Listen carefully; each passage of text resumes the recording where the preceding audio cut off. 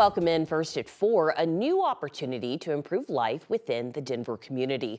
More than 40 years ago, 9 News helped launch the first 9 Health Fair. Those fairs would allow access to lab tests and health screenings. It changed its name to 365 Health before closing its doors earlier this year. 9 News' Janelle Finch tells us what could be next for the site.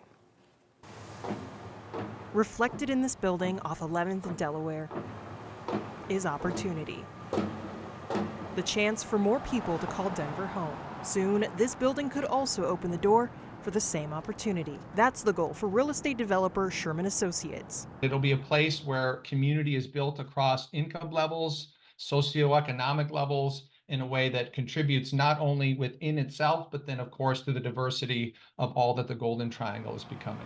Senior Director of Business Development and Public Affairs Dan Collison This project says there's a serious need for more attainable housing in Denver. we believe is a part of a longer term permanent housing solution for those who both face homelessness and those who have income and just affordability struggles. Sherman Associates, the Denver Housing Authority, KTGY Architects, Palace Construction, and nonprofit Family Tree Inc. are working together to close the housing gap. A project application to the City of Denver proposes converting the old 9 Health Fair building into 132 income-restricted housing units. Studios to 3-bedroom homes. Collison says 80 homes would be dedicated to people transitioning out of homelessness. Family Tree Inc. is set to step in and provide support and resources. For it to be a thoughtful, newly designed and built and developed community that is a place they can reimagine their lives away from homelessness and in community and relationship with others. Remaining available rooms would be for those at the area median income level.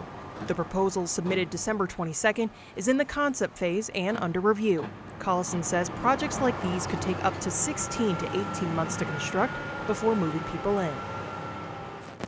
If the project moves forward and is able to secure funding, low-income families and individuals could be able to move in within the next 2 to 4 years.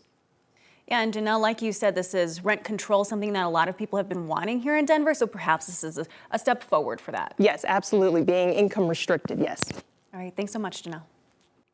Police in Colorado Springs have identified the person killed in the shooting at Citadel Mall. This happened on Christmas Eve. Police say 2 groups got into this fight. They started shooting inside the mall. Officers found 18-year-old Terrius Thomas dead. He's from the Colorado Springs area. Police are still investigating. They say they took several people into custody that night, but it's still not clear whether there are any considered suspects in Thomas's death just yet. Prosecutors have filed charges against a man accused of hitting a horse and its rider earlier this month. Garrett Seals faces 3 counts, including careless driving and obstruction. Laura Wolf was riding her horse on December 2nd when police say Seals ran a stop sign and hit them both at West 52nd and Eldridge in Jefferson County. The horse's leg was broken and had to be put down. Court records show Wolf was treated for a concussion, though she had initially told police that she wasn't hurt. Seals stayed on scene, but court records show that in the days following the crash, police couldn't find him at the address that he provided and that he kept ducking multiple phone calls. The charges Seals faces are all misdemeanors. Take you a live look outside. This is downtown Denver. Sunny skies. It's really just been a gorgeous day, Lauren. This is one of those days where like it's 15 degrees cooler in the shade, but then you get in the sun and you're like, this is why I live in Denver. It's Denver. It's December and just gorgeous.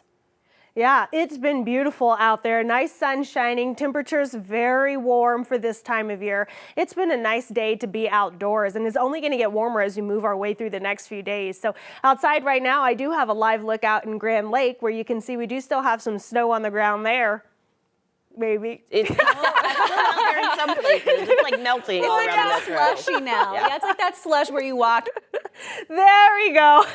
I was waiting for the larger picture so viewers could actually see what we're looking at. But a live look at Grand Lake, a little bit of snow still there, but lots of sunshine all across Colorado, as well as above average temperatures. We're at 44 degrees right now at DIA. Very light winds coming in from the north-northeast at 3 miles per hour. So it actually feels like 44 degrees on the skin. But we have that large system that pushed through around Christmas, moving its way across the Midwest. And then off to the northeast there, you can see a system moving its way through Portland Portland, but Colorado is sitting pretty right in between the two. So we have clear skies through the rest of the evening. We're also going to see sunny and warmer weather as we make our way into the weekend.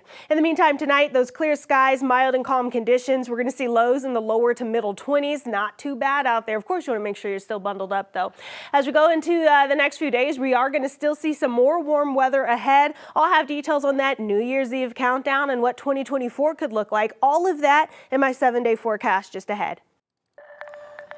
Prosecutors have now filed murder charges related to the death of a man in Commerce City last month. Finn Hoover turned himself into Commerce City police yesterday after weeks on the run. He was wanted for allegedly shooting and killing 37-year-old Alfredo Nunez at a home along Oneida Drive. Hoover is charged with 1 count of first-degree murder and 1 count of vehicular eluding. His next court appearance is tentatively set for next Tuesday.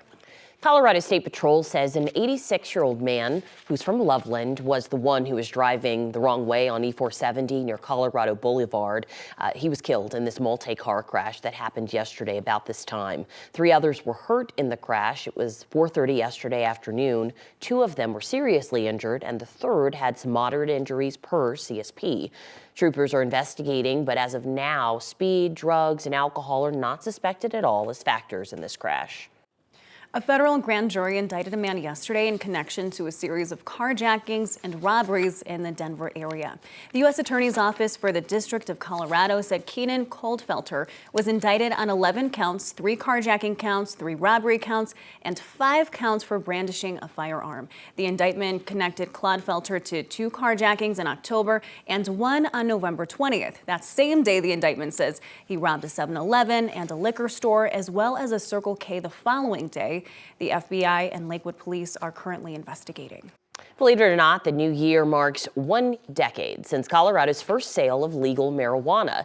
Denver has certainly been an example for dozens of other states as they try to do the same thing. 9 News reporter Lauren Scafidi takes a look at what's changed during this time and the many challenges confronted in the last 10 years.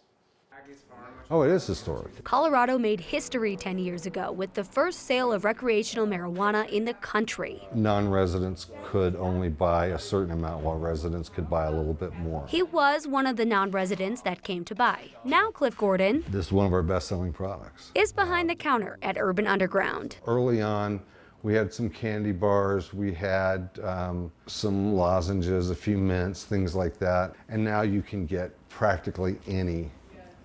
He says he's taken phone calls from other states as they try to navigate the scene. It's really cool. But as more places figure it out, that means Denver sees fewer dollars coming in. We don't get the tourist business that we used to because there's 24 states that people can buy it legally now. What we're probably seeing is a stabilization of the market. Molly Duplachane with Denver's Excise and Licenses says revenue grew steadily from around $20 million in 2014 up to $73 million in 2021. It was down to $56 million in 2022. Overall, in the last, since we started having legalized sales, it's over $500 million. The city spends about $8 million in regulation and education every year, leaving the rest for the city's general fund. The city has chosen to put some money towards affordable housing.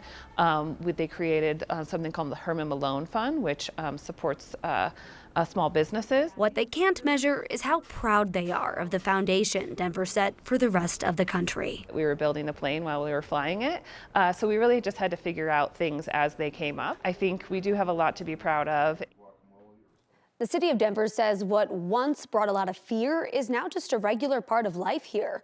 One of the fears with legalization was increased crime. The city said that marijuana makes up less than 1% of overall crime offenses in Denver. It really is interesting to take a look back 10 years. It doesn't seem like it's been that long. Right? A whole decade. And now they hope that they can be an example as maybe this happens at the federal level too, Alex. All right. Thank you so much, Lauren. Right now, a new drug is infiltrating the supply of street drugs in Colorado, one that doctors say is even more potent than fentanyl. The Boulder County coroner says they're now seeing the emergence of nitazines, which are synthetic opioids that were first created in the 1950s, but never accepted by the FDA. The substances do not show up on test strips, so users can't detect them. There already have been 2 deaths related to nitazines in Boulder. Doctors say they're 40 to 50 times more potent than fentanyl or morphine, but can be reversed by Narcan. However, we don't know how much naloxone that person might need. So it's important when someone gets Narcan or gets this antidote that they're on the way to the hospital. They might need more than one, they might need 2, 3, and they might need ventilatory support in the hospital. Dr. Dubin says they first started seeing nitazenes emerge in 2019 on the East Coast. Since then, they've been found in the Midwest, the South, and now here in Colorado.